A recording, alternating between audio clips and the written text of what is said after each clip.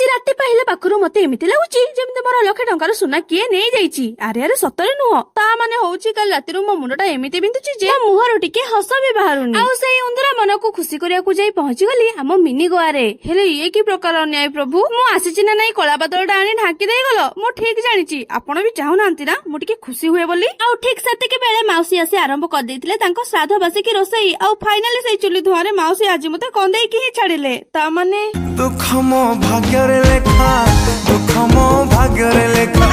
And finally complete ହେଇଯାଇଥିଲା ଆମ launch. ଆଉ ଆଜିର ଲଞ୍ଚଟା ଥିଲା ଭାଉଜଙ୍କ ତରଫରୁ, ଯୋଉଥିରେ ଥିଲା ଅରୁଆ ଭାତ, ଡାଲମା, ଖିରି। ଉଫ୍ କି ସ୍ୱାଦ, ଅତି ଉତ୍ତମ। ଆଉ ଆପଣମାନେ ତ ଜାଣିଛନ୍ତି ପେଟେ ଖାଇସାରିଲା ପରେ ମୁଁ ମୋ ଆଖିକୁ ଆଉ ଜମା କଷ୍ଟ ଦେବା ପାଇଁ ଚାହେଁନି, ତ ସେଥିପାଇଁ ଗୋଟେ କୁମ୍ଭକର୍ଣ୍ଣିଆ ନିଦକୁ କମ୍ପ୍ଲିଟ କଲା ପରେ ଶୋଇ ଉଠିକି ମୁଁ ବାହାରିଥିଲି କଲେଜ ପାଇଁ କି। ମୁଁ ଜାଣିଛି ପୁଣି ପଚାରିବେ ଦିଦି ତୁମେ କଲେଜ କେତେବେଳେ ଯାଅ କି? ଆରେ ଆଜି କ୍ଲାସଟା ସେକେଣ୍ଡ ହାଫରେ ଥିଲା, ସେଇ ପାଇଁ ଖାଇ ପିଇକି ଶୋଇ ଉଠିକି ଯାଉଛି। ଆଉ ଦେନ୍ କଲେଜରେ ପହଞ୍ଚି ଗୋଟେ ଘଣ୍ଟାର କ୍ଲାସ ସମାପ୍ତ ପରେ ମୁଁ ଆଉ ମୋ ସାଙ୍ଗମାନେ ମିଶିକି ଲ୍ୟାବ ଗଲୁ। ଆଉ ଆଜି ପାଇଁ ଏଇଠି ରହୁଛି। ଭିଡିଓ ଭଲ ଲାଗିଲା ସବସ୍କ୍ରାଇବ ଜଲ୍ଦି କରନ୍ତୁ।